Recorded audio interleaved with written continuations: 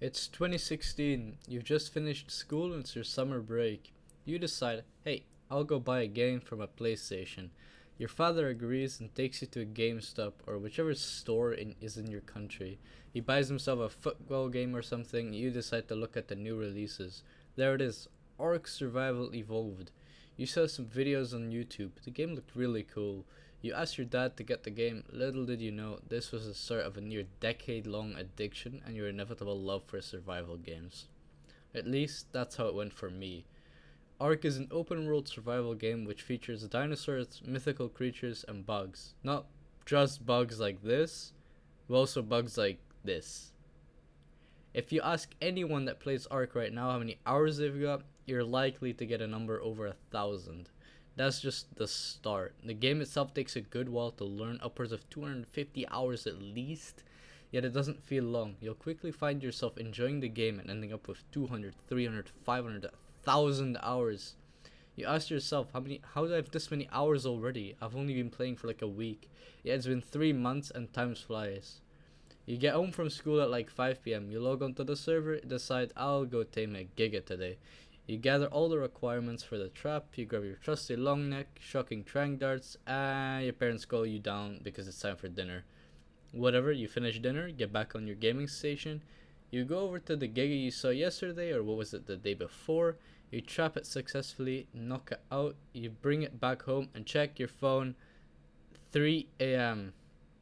So welcome to Ark, and welcome to the psychology behind Ark's addictiveness.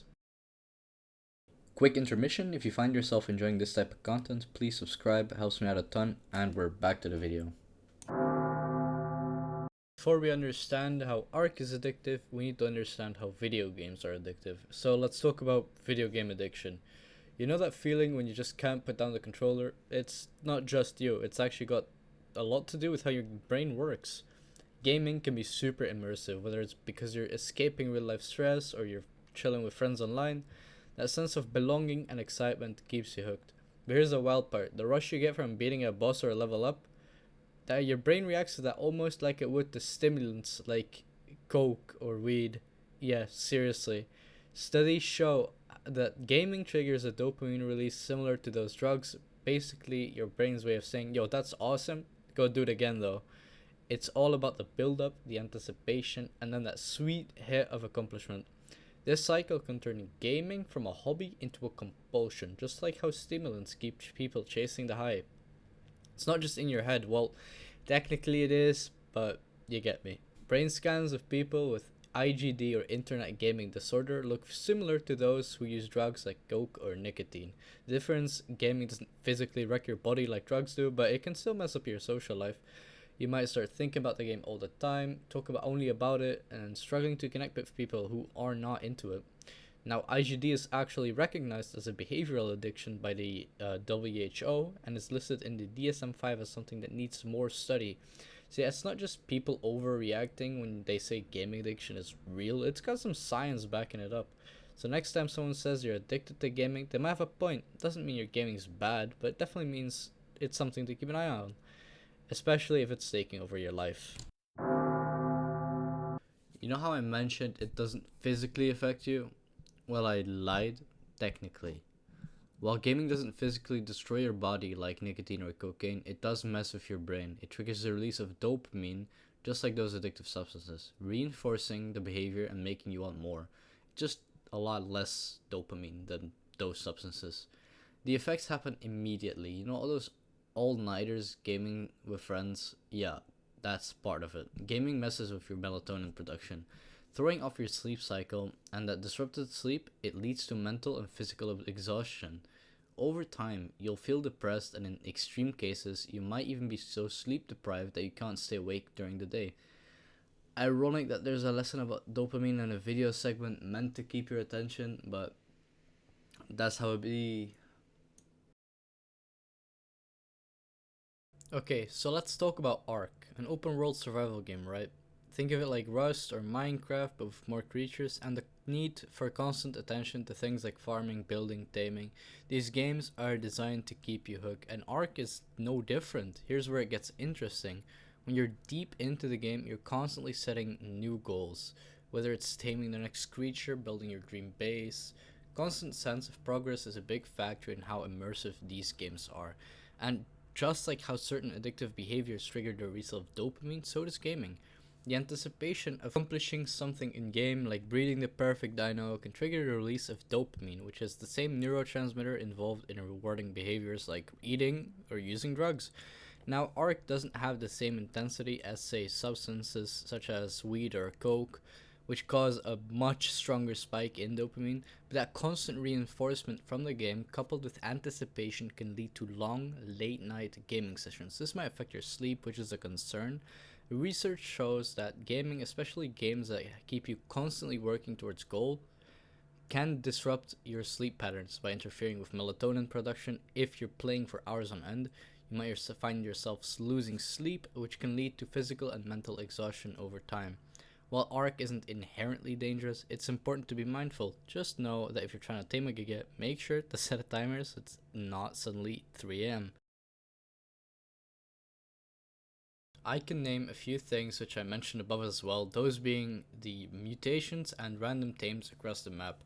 What I failed to mention is the loot drops. Randomized loot spill into categories. You've got your white drops, the lowest quality, the green ones, blue ones, purple ones, yellow ones, and the red ones, the best ones. The thought of opening one of them and receiving something amazing plays in on anticipation. While not intentional, it certainly makes you think, what will I get from this drop? When you gain something that you don't enjoy, you might not get the dopamine release in the same respect as that amazing item.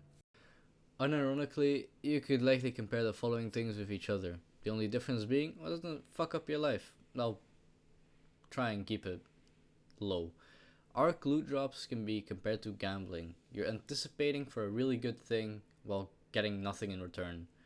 The only difference being, one doesn't leave you bankrupt, divorced, and sleeping in your car. One might give you an ascendant item. Taming, you can compare taming to staying in a toxic relationship because you've already put in so much time, the only difference being one doesn't convince you to cut off your friends and ruin your mental health. Resource grinding is comparable to a shitty corporate job. You could compare grinding for metal to working a dead-end job for 60 hours a week just to afford groceries while working your ass off trying to get the promotion that won't come. Just incredibly boring, but it's necessary. Mutating dinos, you can compare that with playing blackjack. The illusion of control and kind of being able to manipulate it, yet the hit of dopamine when you do get close to getting it, and the slow bleed when you don't. The only difference is, one doesn't leave you in a casino at 3 in the morning wondering where your rent money went. Again, before I continue on, neither of these things are truly comparable, as one is far more addictive than the other, ignoring the resource grinding obviously, but you know what I'm talking about. I'd rather grind for loot drops than spend my wage on Plinko.